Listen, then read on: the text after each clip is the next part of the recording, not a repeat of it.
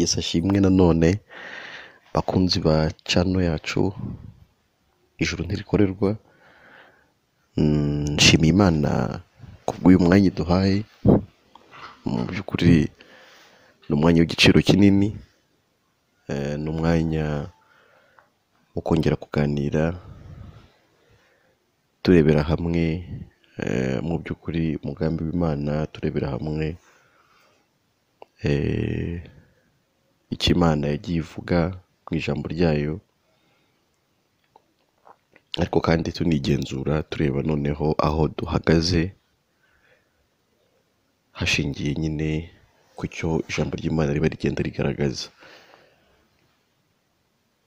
Uyu munsi rero numvaga turi buganire ikintu cyihariye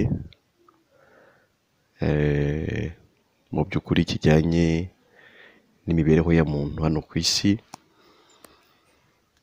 aho umuntu avuka akisanga ku isi agakura, ariko ugasanga inyota ya muntu nta handi hantu ishingiye keretse gushaka ubutunzi bw'isi.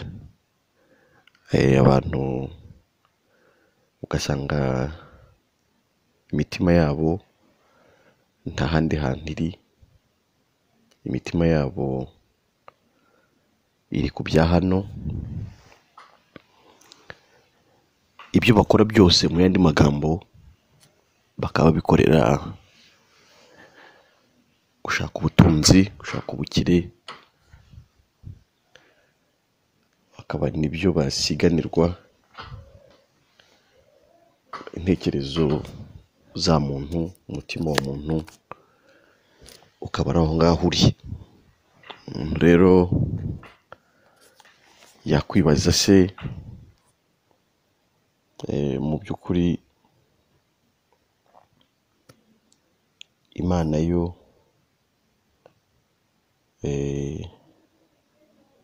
yagennye iki ku muntu yaremye? Hanyuma umuntu nawe yakwibaza ati ese mu by'ukuri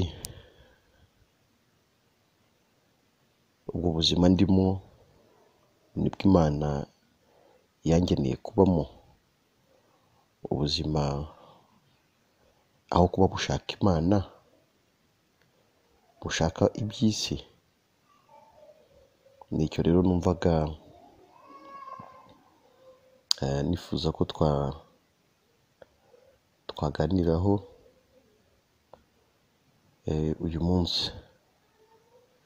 Ese wowe ubifite ute? N'abajya gusenga yewe ubona kuri ubu nta kindi baba basengera, nta kindi baba bashaka keretse guhanurirwa ko bagiye kubona promotion mu kazi, ko ibibazo bafite byo mu buzima bigiye gukemuka. Ni ibyo ngibyo, urubyaro, urushako, ariko mu by'ukuri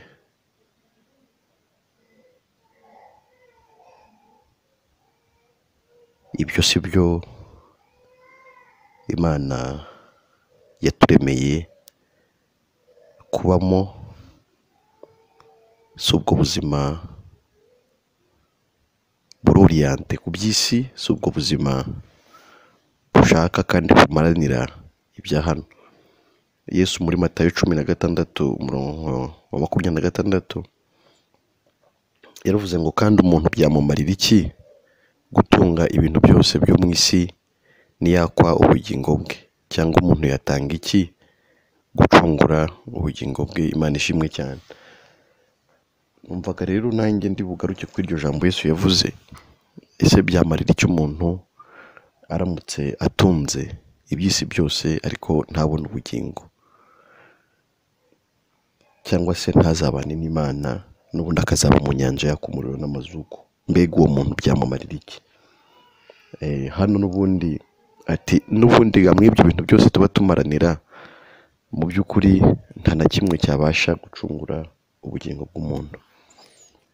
Nkavuga nti rero ahari birasaba ko wowe unyumva, inshuti yanjye, inshuti unkurikira ku rubuga, birasaba ko mu by'ukuri wumva neza icyo nshaka kuvuga.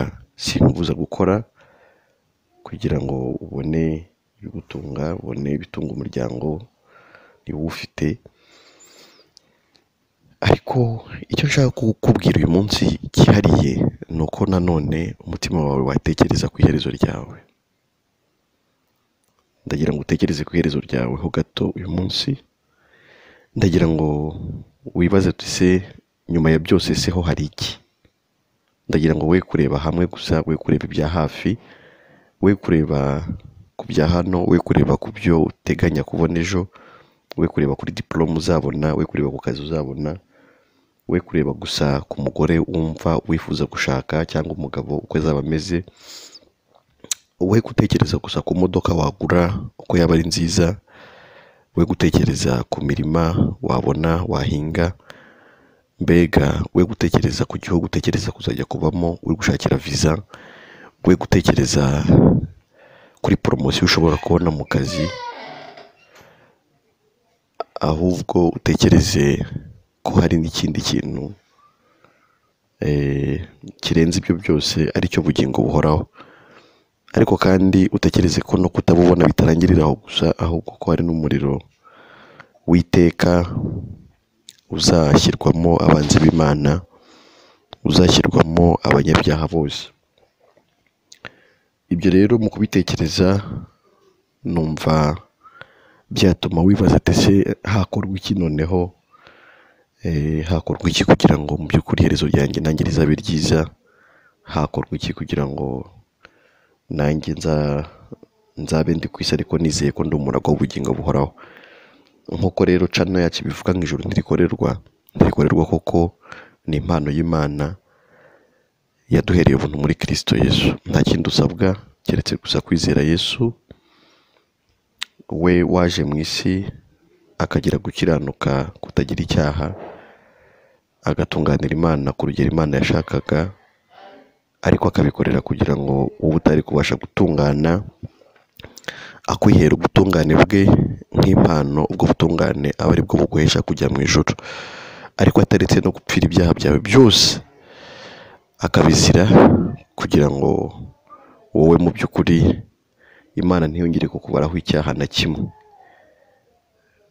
Ijambo riri mu Bakorinto ba 2:5-21 riratubwira ngo utarigeze kumenya icyaha Imana yamuhinduye kuba icyaha ku bwacu, ngo ariko kugira ngo muri we duhinduke gukiranuka kw'Imana. Gukiranuka rero twahawe na Yesu ni ugukiranuka kw'impano, ni ugukiranuka umuntu ahabwa ku buntu, kubera ko wowe ntiwabasha gukiranukira Imana hashingiye ko wavutse uri umunyabyaha kwa Adamu.